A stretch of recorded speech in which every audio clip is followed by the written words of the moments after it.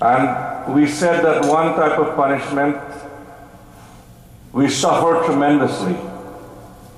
And that type of punishment is acquired through the accumulation of wealth and for economic gains. And the more we go after economic gains, the more suffering we get, and it leads to long-term suffering in the end.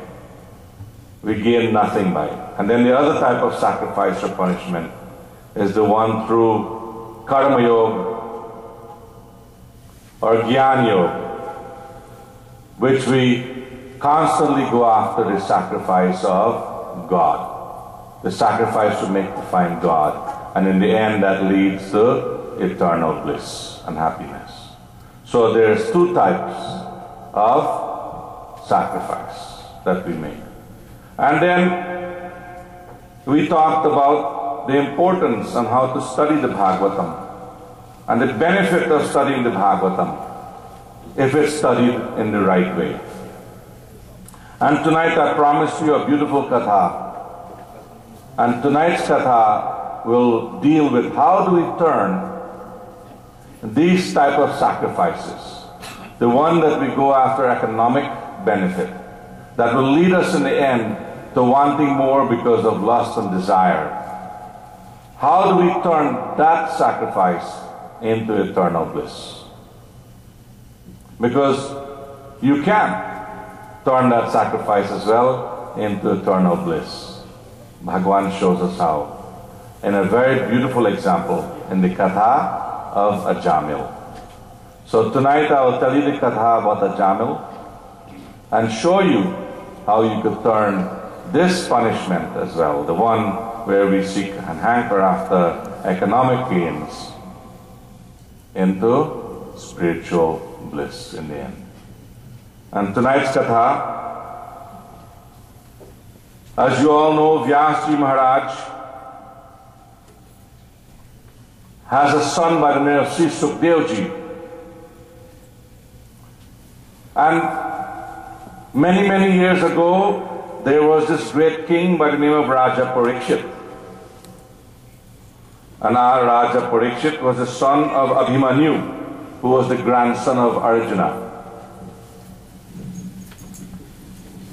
To give you a little understanding of where this katha goes, Raja Parikshit was the emperor of Mata Prithvi at the time, and he went riding out hunting, and on his way back from his hunting trip, he was very thirsty and he wanted to get some water to drink. And he wandered into this hermit's ashram.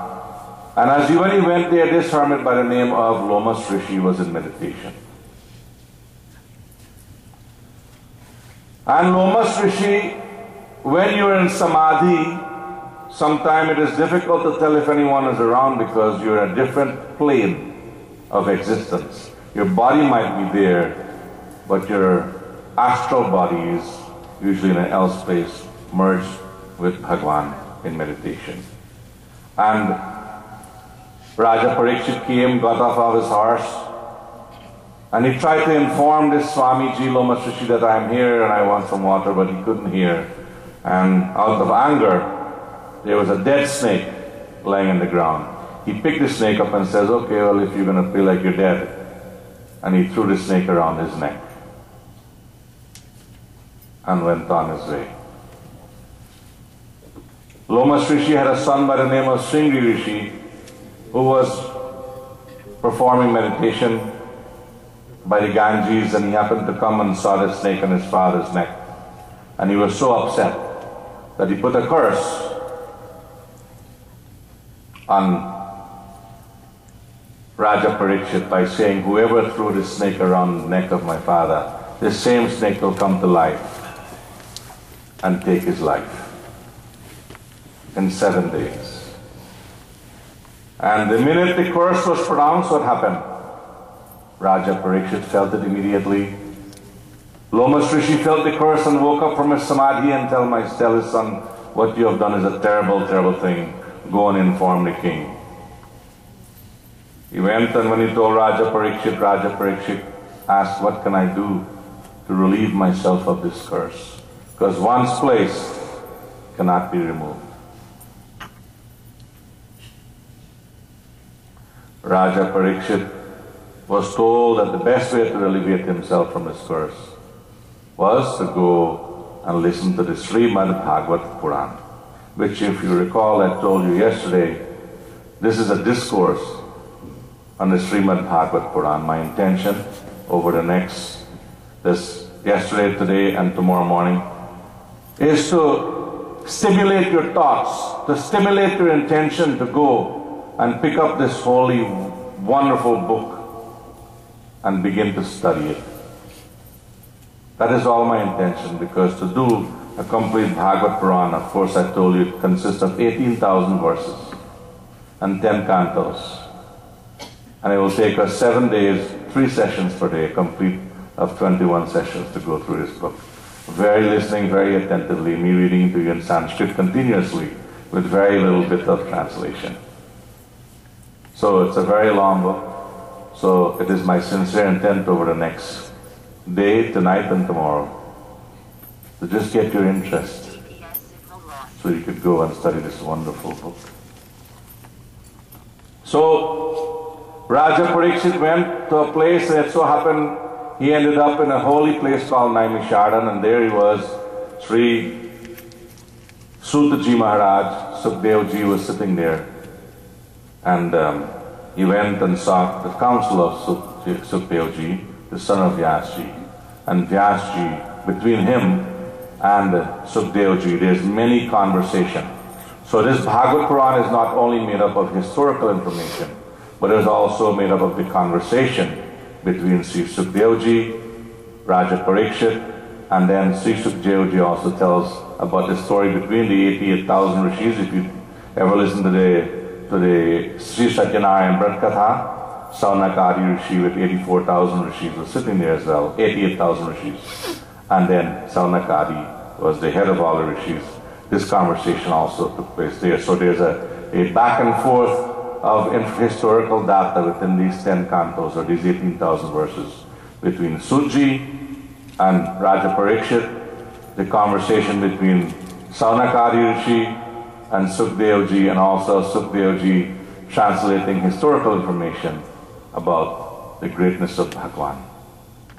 So it's a wonderful katha, the Srimad Bhagavatam. As I told you yesterday also, the first 9 cantos elevate you out of tamasic, rajasic, and bring you into the sattvic state.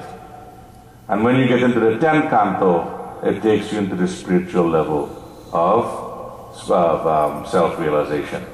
From the 10th, 11th, and 12th canto, at that level you're able to release the soul to Bhagwan, which is what happened with Raja Parikshit. So, another thing I told you is to understand the Bhagavad Puran, you cannot just jump around. You have to read it from the first canto and step by step gradually build yourself up to that level of spirituality. So when you get to the 10th canto, it brings self-realization to you.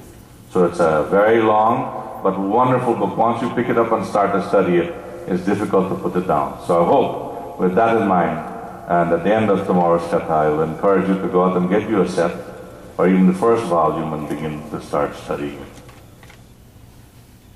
So we are here at this katha, this very beginning of the katha, and in this katha, Bhagwan Sri Sukadevji is explaining the story of Ajamil. And Ajamil was telling Ajamil how one can get out of this life of Nivriti Marg. Nivriti Marg is the path to liberation. How you can get into the path of liberation if you are caught up in this world of economic gains. And Sri Sukadevji explained to Raja Parikshit.